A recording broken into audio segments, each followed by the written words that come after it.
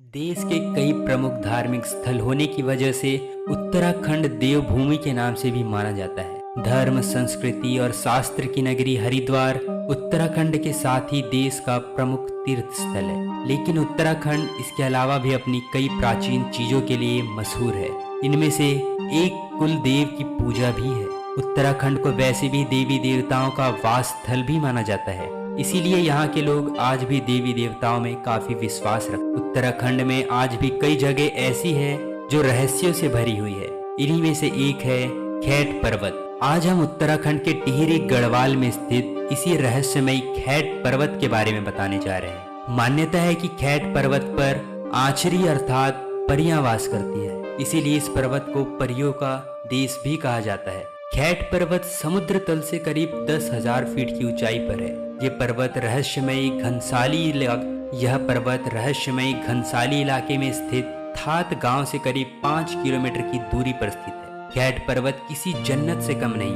कहते हैं यहाँ आज भी लोगों को अचानक से परियों के दर्शन हो जाते हैं। स्थानीय लोगों की मान्यता है कि खैट पर्वत की परियां गांव की रक्षा करती है। खैट पर्वत इसीलिए भी रहस्यमयी माना जाता है क्योंकि यहाँ पर साल भर फल और फूल खिले रहते हैं। इन फल और फूलों को एक जगह से दूसरी जगह ले जाने पर ये तुरंत खराब हो जाते हैं। लेकिन सबसे हैरत की बात तो ये है कि इस वीरान पर्वत पर स्वतः ही अखरोट और लहसुन की खेती पनप जाती है। अखरोट के बागान लूकी पीढ़ी पर्वत पर बने माँ बराडी के मंदिर के गर्भ जोन गुफा के करीब ही है। खैट पर्वत इलाके में स्थित थाद गांव से 5 किलोमीटर की दूरी पर खैट खाल मंदिर है, जिसे रहस्यमयी शक्तियों का केंद्र भी कहा जाता है। स्थानीय लोग इसे परियों या आचरियों के मंदिर के रूप में भी पूजते हैं। यहाँ प्रतिवर्ष जून माह में मेला लगता है। कहा जाता है कि परियों को चटकीला रंग, शोर और तेज संगीत पसंद नहीं है, इसीलिए यहाँ इन बातों की मनाही है।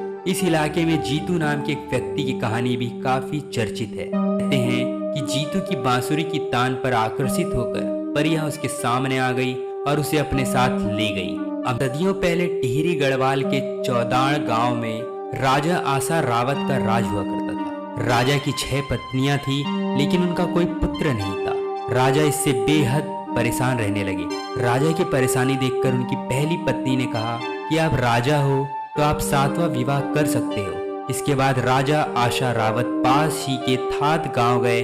वहां दीपा पवार नाम के एक शख्स ने उनकी खूब खातिरदारी की।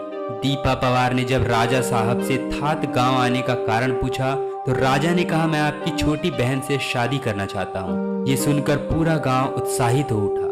इसके बाद राजा का विवाह देवा से हो गया और देवा चौदाण रानी बन गई।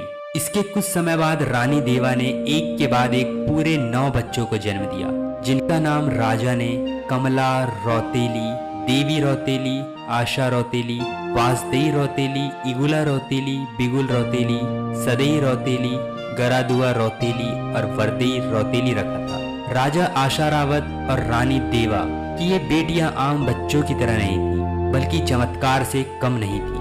12 वर्ष की उम्र तक सभी बेहद सुंदर दिखने लगी थी। कहा जाता है कि एक रात सभी बहनें गहरी नींद में सोई हुई थी। इस दौरान उनके सपने में सेम नागराज आए और उन्होंने सभी बहनों को अपनी रानी बना लिया। लेकिन जब सुबह उठते ही सभी बहनें जल स्रोत गई तो उन्होंने देखा कि उनके गांव में अंधेरा पसरा पड़ा है, जबकि ऊंचे पर्वतों पर धूप खिली हुई है। सूरज की इसी तलाश में जब सब बहनें खैट पर्वत पहुंची तो परियां बन गई। स्थानीय लोगों की मान्यता है कि आज भी खैट पर्वत पर परियां बनकर घूमती है। दरअसल उत्तराखंड में कुल देवता को प्रसन्न करने की पूजा विधि के दौरान भी राजा आशा रावत और रानी देवा की बेटियां आंचरी बनाने की ये कहानी उल्लेखित होती है। इसीलिए भी इस कहानी को सच माना जाता है और खैट पर्वत को परियों का देश कहा जाता है। तो बस यहीं तक था आज का वीडियो। कैसा लगा कमेंट सेक्शन में जाकर अपनी राय अवश्य दें। आपका हर कमेंट हमारे लिए बहुत महत्वपूर्ण है। मिलते हैं एक और नए वीडियो के साथ, तब तक के लिए बी सेफ। जय हिंद, धन्यवाद।